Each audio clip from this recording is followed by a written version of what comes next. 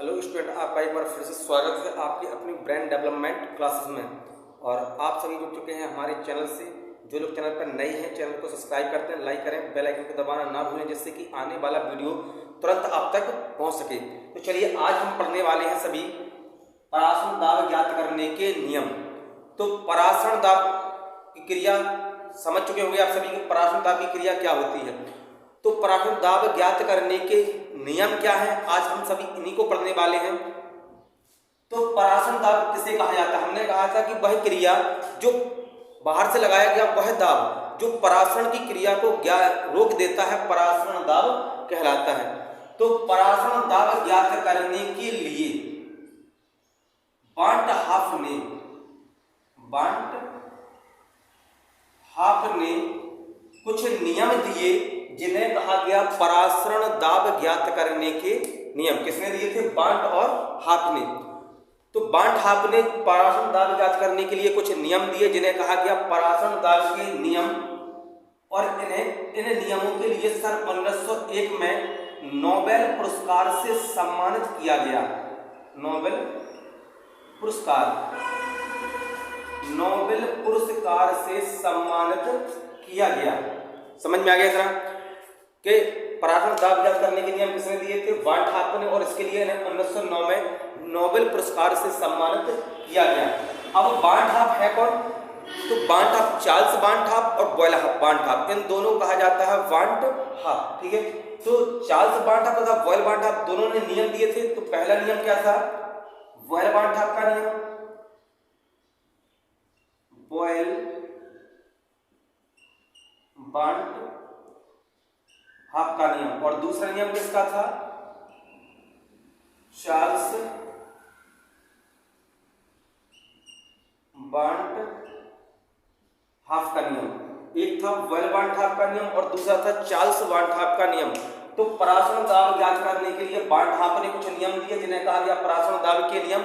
और यह नियम निम्न प्रकार से है। पहला है बॉयल बार्ट हाफ का नियम और दूसरा क्या है? चार्ल्स बार्ट हाफ का नियम। तो इन्होंने जो नियम दिए थे वो दिए थे ताप, दाब और सांद्रता पर।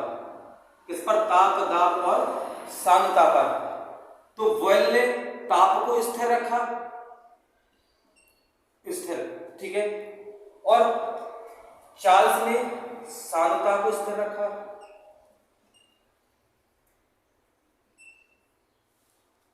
इन्होंने ताप, दाब और सांद्रता, इन तीन पर दोनों ने नियम दिए थे। इन्होंने ताप को स्थिर रखा कि ताप नहीं बदला जाएगा, और इन्होंने सांद्रता को स्थिर रखा, कांस्टेंट रखा कि सांद्रता नहीं बदलेगी। ठीक है।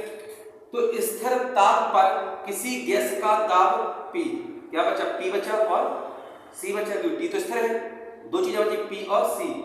तो इन्होंने किस पर? दाब और सांद्रता पर नियम दिया था। तो स्थिर ताप पर किसी गैस का दाब P, उसकी सांद्रता C के कैसा होता है? समानुपाती। यह नियम बॉयल बार्ट हाफ का नियम कहलाता है। चार्ल्स ने सांद्रता को स्थिर रखा, तो सांद्रता स्थिर होने के बाद क्या बचा? P और T। तो इन्होंने कहा कि स्थिर सांद्रता पर किसी गैस का दाब P, उसके परम ताप T के कैसा होता है? समानुपाती। यह नियम चार्ल्स बार्ट हाफ का नियम कहलाता है। दोनों समझ में आ गए होंगे। देखो, तीन चीजें हैं, ताप, दाब और सांद्रता। इन्होंने ताप स्थिर रखा तो बचा P और C, तो P C के समानुपाती होता है। इन्होंने C को स्थिर रखा तो बचा T और P, तो P T के समानुपाती होता है। P T के समानुपाती और इनके अनुसार P C के समानुपाती। ठीक है। तो दोनों नियम है, बॉयल बार्ट हाफ का नियम और चार्ल्स बार्ट हाफ का नियम। बॉयल के नियम के अनुसार स्थिर ताप पर किसी गैस का दाब P, उसकी सांद्रता C के समानुपाती होता है। चार्ल्स के नियम के अनुसार स्थिर सांद्रता पर किसी गैस का दाब P, उसके ताप T के समानुपाती होता है। समझ में आ गया होगा बॉयल बार्ट हाफ का नियम क्या है। इसके बाद हम पढ़ेंगे बार्ट हाफ समीकरण। बार्ट हाफ समीकरण क्या है? ठीक है। बॉयल बार्ट हाफ का नियम, चार्ल्स बार्ट हाफ का नियम। तो बॉयल बार्ट हाफ का नियम तथा चार्ल्स बार्ट हाफ का नियम, चार्ल्स के नियम तथा बॉयल के नियम, दोनों को नियमों को मिलाकर एक समीकरण बनाई गई, जिसे कहा बार्ट हाफ की समीकरण। इसे कहा गया बार्नहाफ समीकरण या बार्नहाफ की समीकरण। कैसे बनी है? जब बॉयल के नियम और चार्ल्स के नियम को मिलाकर एक समीकरण बनाई गई जिसे बार्नहाफ की समीकरण कहा जाता है। अब बॉयल का नियम क्या था कि P समानुपाती C। बॉयल के नियम के अनुसार इतना एक बार लिख देंगे कि बॉयल के नियम के अनुसार P समानुपाती किसके है? C के, और चार्ल्स के नियम के अनुसार P समानुपाती T के। समीकरण नंबर 2, दोनों को जब मिलाएंगे तो क्या हो जाएगा? P समानुपाती C इंटू T। समझ में आ जाएगा इतना लगभग।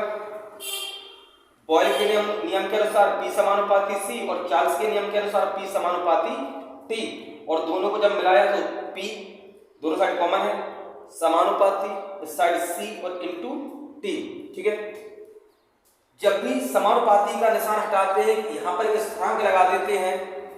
P बराबर समानुपाती का निशान हटाएंगे तो बराबर का निशान लगाएंगे तो एक स्थिरांक लगाना पड़ेगा R, और हो जाएगा R C इंटू T।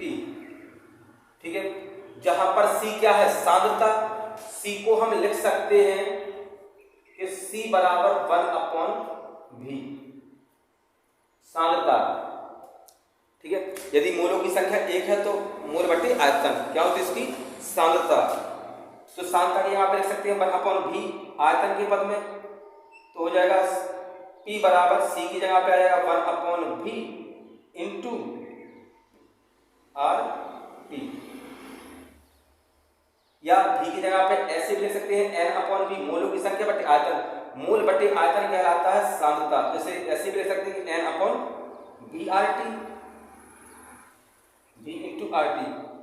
त्रियक गुणा हो जाएगा V का इसमें और इसका इसमें। जब त्रियक गुणा होगा तो हो जाएगा PV, V का P में गुणा तो PV बराबर क्या हो जाएगा?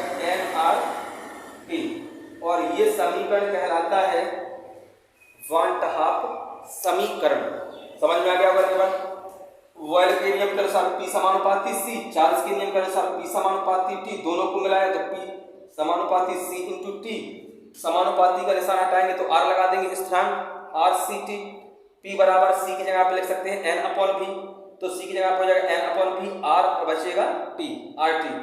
V का त्रियक गुणा कर देंगे तो हो जाएगा PV बराबर NRT, और ये समीकरण कहलाता है बार्नहाफ समीकरण। तो लगभग सबको समझ में आ गया होगा। इसका एक स्क्रीनशॉट ले लें जिससे नोट्स बनाने में आसानी हो। आज के लिए इतना ही। नमस्कार, धन्यवाद। कल फिर मिलते हैं एक नए टॉपिक के साथ, और जो लोग चैनल पर नए हैं चैनल को सब्सक्राइब करें, लाइक करें, बेल आइकन को दबाना ना भूलें जिससे कि आने वाला वीडियो तुरंत आप तक पहुंच सके। धन्यवाद।